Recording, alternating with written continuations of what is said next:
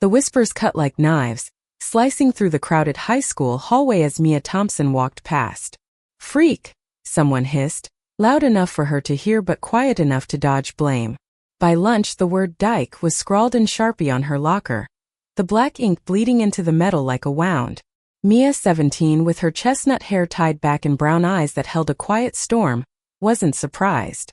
Crestwood High, nestled in a conservative pocket of suburban Ohio, wasn't kind to those who didn't fit its mold. She'd known this day might come since she'd slipped a note to Elise Harper in history class, a confession of feelings she could no longer bury. Elise, a year older with cropped blonde hair and a leather jacket that screamed defiance, had read it, smiled, and whispered, "Me too. That was 3 weeks ago." Now the school knew. The note had been stolen from Elise's bag during gym, passed around like a trophy by kids who thrived on cruelty. By third period, Mia's phone buzzed with notifications, anonymous texts, cruel memes, and a screenshot of the note posted on the school's unofficial social media page. "Lesbian loser," one comment read, racking up likes. Mia's chest tightened, her breath shallow as she shoved her phone into her pocket and ducked into the bathroom to escape the stares. In the stall, she pressed her forehead against the cold tile, willing herself not to cry. She wasn't ashamed of loving Elise, but the weight of their judgment, her classmates, her supposed friends, felt like drowning. She thought of her mom, a single parent who worked double shifts at the diner, and how she'd react if this reached her. Mia had always been the good kid, the one who kept her head down and her grades up. Now she was a target.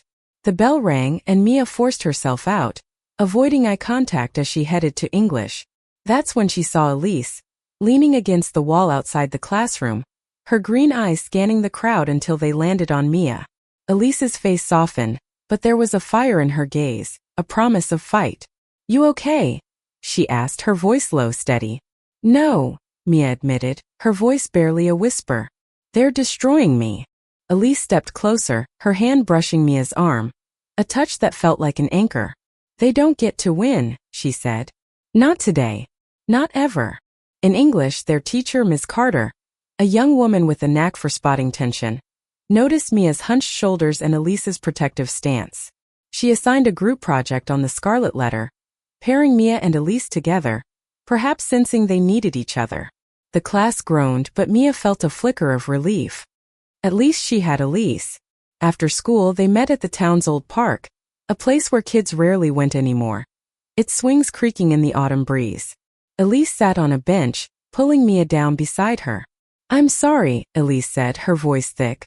"If I hadn't been so careless with that note." "It's not your fault," Mia cut in. "I wrote it. I chose this."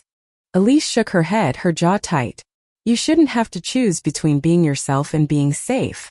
She reached for Mia's hand, her fingers warm and sure. "We'll figure this out. Together." That night, Mia lay awake, replaying the day. The hate was loud, but Elise's words echoed louder. She thought of Hester Prynne in the Scarlet Letter, branded for her truth yet unbowed.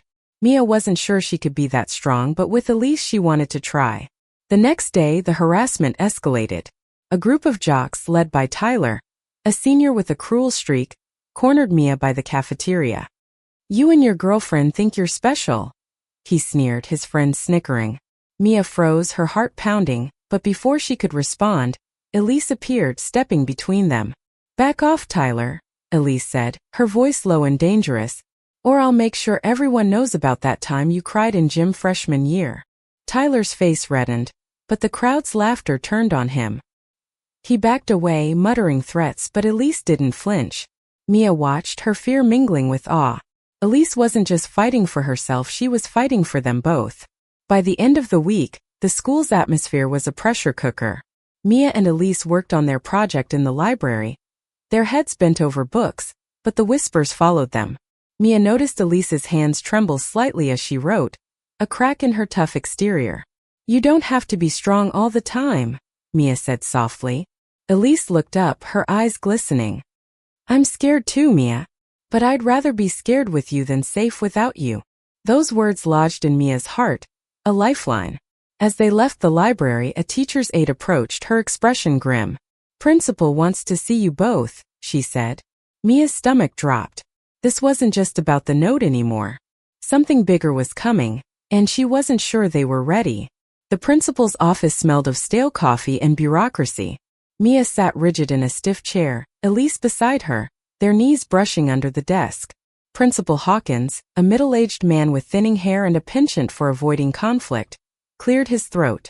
"This situation has gotten out of hand," he said, his eyes darting between them. "The note, the social media posts disrupting the school." Mia's throat tightened. "Disrupting," she echoed, her voice shaking. "They're the ones harassing us." Hawkins sighed, rubbing his temples.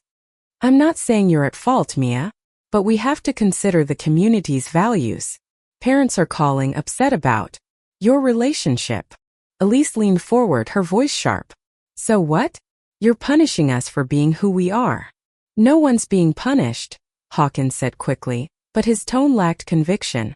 He slid a form across the desk, suspension notices for causing a disturbance. Mia's hand shook as she read it.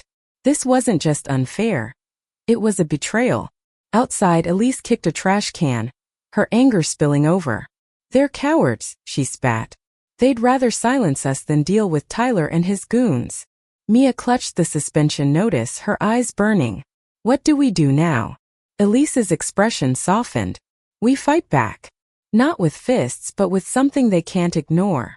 That night, Elise came over to Mia's small house, where the kitchen table doubled as a study desk. Mia's mom, Linda, was at work, leaving them alone with a pizza and their project notes. Elise had an idea. They turned their scarlet letter presentation into something bigger, a statement. "Hester didn't back down," Elise said, her eyes bright. "We won't either." They spent hours crafting a presentation that wove their story into Hester's, drawing parallels between her ostracism and their own. Mia typed furiously, her fear channeling into words, while Elise sketched visuals, a scarlet L for love, not shame. As midnight approached, Elise reached for Mia's hand. "This is bigger than us," she said. "If we do this right, maybe it'll help someone else." Mia nodded, her heart swelling. For the first time, she felt like they could turn pain into power. But school the next day was a battlefield. The suspension was lifted after Linda called Hawkins, threatening to involve the local paper, but the hallways were no kinder. Someone taped a crude drawing to Mia's locker, and Elise found her motorcycle tires slashed in the parking lot. The message was clear. Crestwood wanted them gone. Miss Carter, their English teacher, became an unexpected ally. She pulled them aside after class, her voice low. "I know what you're going through," she said. "I've seen it before. Keep going. You're stronger than they think." Her words were a lifeline, but Mia couldn't shake the feeling that they were running out of time. That weekend, they retreated to the park again, their sanctuary. Elise brought a guitar, strumming softly as Mia leaned against her. "If we get through this," Elise said, "promise me we'll go somewhere better. Somewhere we can just be us." Mia smiled, the first real smile in days. "New York," she said. "Big city, big dreams." Elise laughed, her fingers pausing on the strings. "Deal." She leaned in, their lips brushing in a kiss that felt like defiance, like hope. For a moment the world was just them, the autumn leaves falling like confetti.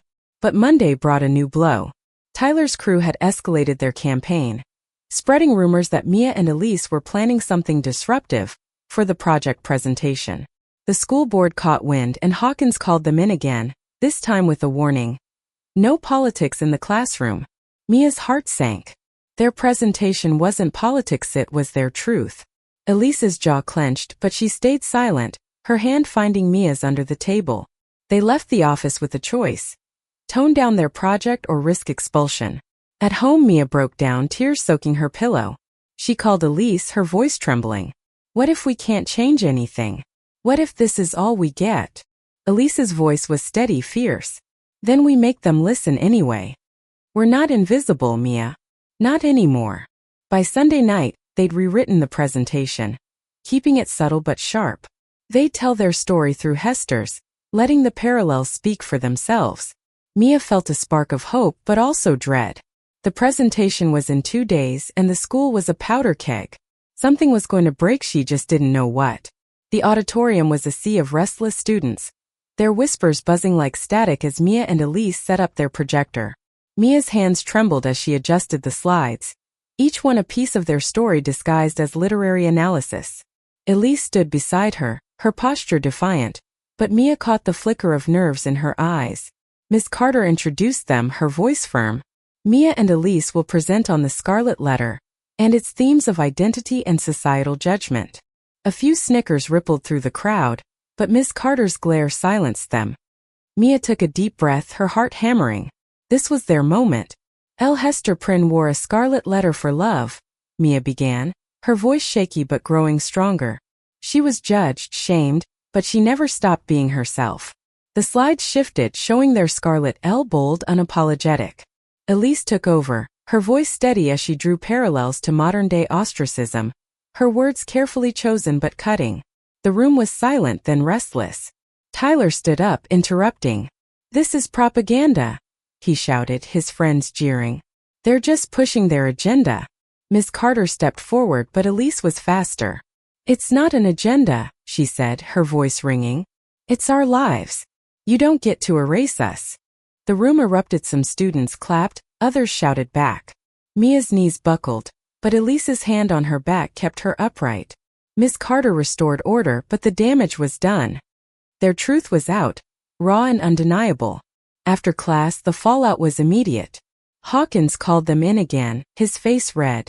"You were warned," he said. "This was disruptive. I'm recommending a 3-day suspension."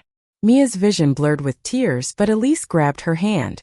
"If you suspend us, you're admitting you're scared of the truth," she said. Hawkins flinched but didn't back down. Outside, students were divided. Some approached Mia and Elise with quiet support, others with glares. A girl named Sarah, a quiet junior, slipped Mia a note. "You're brave." "Thank you." It was small, but it mattered. That night, Mia's mom sat them down. Linda's face was tired but fierce. "I'm proud of you," she said, her voice thick. "But this town, it's not safe for you right now." She'd heard about the slashed tires, the threats. "I want you to be careful." Mia nodded, her throat tight. Elise squeezed her hand under the table, a silent vow. They weren't giving up, but the stakes were higher now. The next day, a local reporter contacted Mia, having caught wind of the story through a teacher's tip. She wanted to interview them for the town paper. Elise was wary, but Mia saw a chance. "If we talk," she said, "maybe we reach someone who feels like us." The interview was raw, emotional. Mia spoke of the note, the harassment, the suspension threats. Elise talked about wanting a world where love wasn't a battle. The reporter, a kind woman named Clara, listened intently, her eyes soft with understanding. "This could stir things up," she warned. "Are you ready?" "We have to be," Elise said, her voice steady. The article hit the town like a storm. Some praised Mia and Elise's courage. Others called it a disgrace. The school board scheduled an emergency meeting to address the controversy. Mia and Elise were asked to attend, not as students, but as symbols of a fight they hadn't chosen but couldn't avoid. At the park that evening, Mia leaned against Elise, the weight of it all pressing down. "What if we lose?" she whispered. Elise kissed her forehead, her lips warm. "We're already winning, Mia. They're listening, even if they don't want to." The school board meeting loomed, a make-or-break moment. Mia felt the town's eyes on them, some filled with hate, others with hope. She wasn't sure which scared her more. The school board meeting was held in the town hall, a cavernous room packed with parents, teachers, and students. Mia and Elise sat in the front row, their hands clasped tightly, the air thick with tension. The board, a mix of stern faces and nervous glances, opened with a statement about maintaining community standards. Mia's stomach churned. When it was their turn to speak, Elise stood first, her voice clear. "We're not here to disrupt," she said. "We're here to exist. You can't suspend us for being who we are." Mia followed, her voice softer but no less fierce. "We're not the problem. The problem is a school that lets harassment slide but punishes love." The crowd murmured, some nodding, others scoffing. A parent stood, her voice shrill. "This isn't about love, it's about morality." Tyler's father, a board member, echoed her, calling for stricter discipline. But then Miss Carter spoke, her voice calm but unyielding. "These girls are being targeted for their identity. If we punish them, we're failing as educators." The room split, shouts, applause, chaos. Mia's heart raced, but Elise's steady grip kept her grounded. The board called a recess, promising a decision by morning. Outside, the night was cold, the stars sharp above Crestwood. Mia and Elise walked to the park, their breath visible in the air. "I didn't expect this," Mia admitted. "All these people caring what we do." Elise stopped, turning to face her. "They care because we're making them see us. And that's power, Mia." She pulled Mia close, their foreheads touching. "I love you," she whispered, the words a shield against the world. The next day, the board's decision came. No suspension but a compromise. The school would implement an anti-bullying program, and Mia and Elise's presentation would be allowed in class, but monitored. It wasn't a full victory, but it was a start. At school, the air was different. Some students avoided them, but others like Sarah and a few allies started sitting with them at lunch. The harassment didn't stop, but it quieted like a storm losing strength. Mia and Elise kept working on their project, refining it to share at a district-wide literary event Ms. Carter had recommended. One evening, as they rehearsed in Mia's living room, Linda watched, her eyes misty. "You're changing things," she said. "Not just for you but for kids who come after." Mia blushed, but Elise grinned. "That's the plan," she said, winking at Mia. The literary event was a week away, and they poured everything into it. Their presentation grew bolder, weaving in stories of other marginalized voices, not just their own. Mia found herself speaking with a confidence she hadn't known she had, and Elise's pride in her was palpable. But the night before the event, disaster struck. Someone broke into the school, vandalizing the auditorium with slurs aimed at Mia and Elise. The news spread fast, and by morning the event was in jeopardy. Hawkins called them in, his face grim. "We might have to cancel," he said. "For safety." Mia's heart sank, but Elise's eyes blazed. "If we let them stop us now, they win forever." Ms. Carter backed them, suggesting they move the event to a community center. The principal hesitated but agreed, swayed by the growing support from students and a few parents who'd read Clara's article. At the community center, Mia and Elise stood before a larger crowd than they'd expected: students, teachers, even strangers from town. Mia's voice shook at first, but as she spoke of Hester, of love, of resilience, she felt the room shift. Elise's visuals, bold and unapologetic, lit up the screen. When they finished, the applause was deafening, led by Sarah and her friends. Mia looked at Elise, tears in her eyes. They'd done it, not just survived, but fought. And they weren't alone anymore. The weeks after the literary event were a blur of change. Crestwood High wasn't transformed overnight, but the cracks in its rigid culture were visible. The anti-bullying program rolled out, with Ms. Carter leading workshops that forced students to confront their biases. Tyler and his crew faced suspensions for the vandalism, a consequence that silenced their loudest attacks. Mia and Elise became figures of quiet legend. Kids they didn't know nodded to them in the halls, and Sarah started a small LGBTQ+ club, with Mia and Elise as unofficial mentors. It wasn't perfect, some teachers still averted their eyes, and whispers lingered, but it was progress. One spring afternoon, they returned to the park, the same place where their story had begun. The swings creaked, the air warm with new life. Elise pulled out her guitar, strumming a soft melody she'd written for Mia. "It's not New York yet," she said, smiling, "but we're getting there." Mia laughed, leaning into her. "We've already got more than I thought we could." They talked about the future college applications, a city where they could walk hand in hand without fear. Mia's mom had started saving for Mia's tuition, and Elise was looking at art schools, her sketches gaining attention after the event. Their love, once a secret scrawled on a stolen note, was now a beacon, inspiring others to speak their truths.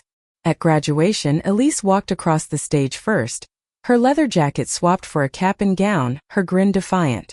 Mia followed, her heart full as she caught Elise's eye in the crowd. Ms. Carter hugged them both, whispering, "You changed this place." That summer, Clara, the reporter, published a follow-up piece, calling Mia and Elise the girls who refused to be silenced. It went viral, reaching kids in other towns, other schools who wrote to them, sharing their own stories. Mia and Elise read each letter together, their hands intertwined, their hearts heavy but hopeful. On their last night in Crestwood before moving to New York for college, they stood in the park under a sky blazing with stars. Elise turned to Mia, her green eyes soft. "We unlocked something, didn't we?" Mia nodded, tears falling freely now. A fate they couldn't stop.